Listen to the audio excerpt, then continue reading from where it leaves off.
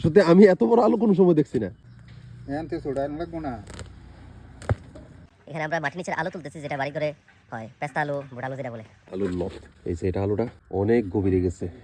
আর এখানে এই যে আলুর লত, এই উপরে গিয়ে পরে আলু আছে, দেখাচ্ছি উপরে যে আলুগুলি, এই দেখেন এইগুলি হয় উপরে, আর এখানে হয় নিচে। সারফরাজ কি করতেছে বাবা? এই আলুটা কি এদিকে আরো মোটা আছে ভিতরের দিকে বাবু? সত্যি আমি এত বড় আলু কোনো সময় দেখছি না এখন পর্যন্ত। মা উপরে যেটা উঠছে না, এটাই মনে 20 থেকে 25 কেজি হইব। উপরে যতটুকু আছে নিচে ততটুকু আছে সম্ভবত। পানি দিলে তো তাকদা দিলে তারা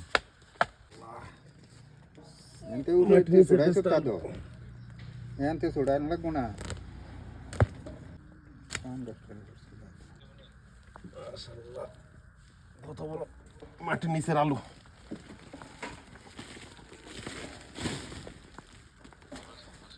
বিশ থেকে 25 কেজি হইবা। আমি আমার লাইফে প্রথম দেখলাম এত বড় মাটির নিচের আলু।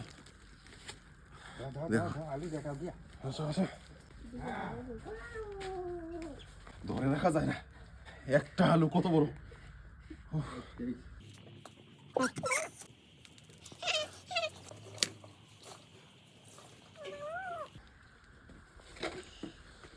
কি ফ্রেশ। আলুর ভিতরের অংশটা কত সাদা, এই দেখ আলুর ভিতরের অংশটা দুধের মতো সাদা।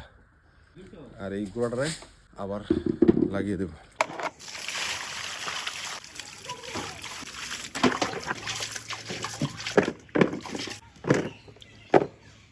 ফাইনালি গুপ্তধন পরিষ্কার করে ফেললাম।